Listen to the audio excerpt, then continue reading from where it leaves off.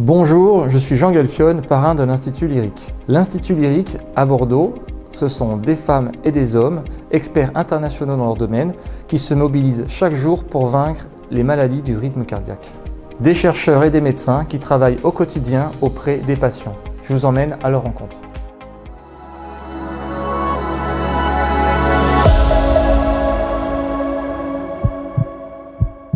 Aujourd'hui, je rencontre le professeur Olivier Bernus, qui est directeur scientifique de l'Institut Lyrique. Olivier, merci de me recevoir. Tout au long de ma carrière, j'ai fait des électrocardiogrammes sans vraiment connaître comment fonctionne mon cœur. Mais alors, comment ça fonctionne, un cœur ?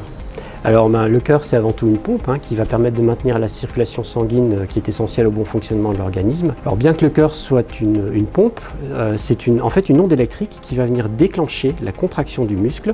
Donc on peut vraiment parler d'un organe électrique ou électromécanique. Alors qu'est-ce qu'on appelle les maladies du rythme cardiaque ? Alors les maladies du rythme cardiaque, qu'on appelle aussi des troubles du rythme ou des arythmies, sont en fait une activation électrique anormale du cœur. Ces troubles du rythme ne sont pas toujours graves, mais vont nécessiter quand même un certain suivi médical. Nous, à l'IHU, on s'intéresse à 3 types de troubles du rythme ou de dysfonction électromécanique du cœur. Il y a tout d'abord la fibrillation auriculaire. Donc, si on prend ce modèle anatomique du cœur, donc la fibrillation auriculaire va se situer au niveau des oreillettes, qui se situe ici. Et donc, la fibrillation auriculaire, c'est une activation extrêmement rapide et irrégulière des oreillettes. Qui va être une source de plusieurs complications et notamment va être associée à une forte augmentation du risque d'accident vasculaire cérébral. Ensuite, il y a la fibrillation ventriculaire. Donc là, c'est une activité extrêmement irrégulière, chaotique au niveau des ventricules.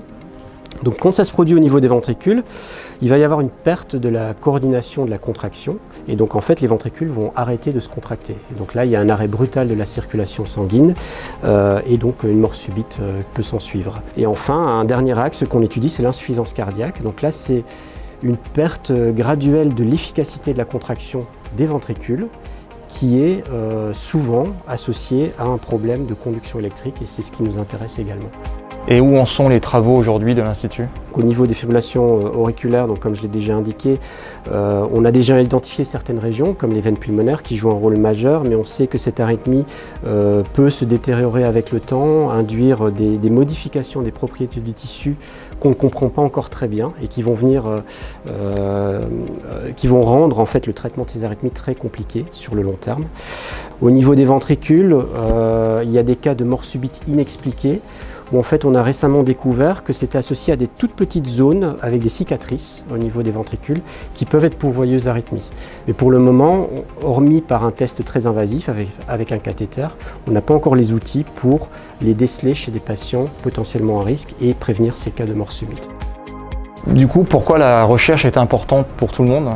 Nous essayons toujours de répondre à une question, une problématique que nous rencontrons chez les patients à l'hôpital, en descendant jusqu'à l'échelle cellulaire, moléculaire, pour essayer de mieux comprendre ces mécanismes de ces troubles de rythme et de proposer de nouveaux traitements. La force de notre institut, c'est réellement l'aspect translationnel, multidisciplinaire de nos équipes. Donc on a sous le même toit des cardiologues, des biologistes, des physiciens, des mathématiciens, des ingénieurs qui travaillent tous de concert sur ces maladies cardiaques. Nous essayons toujours de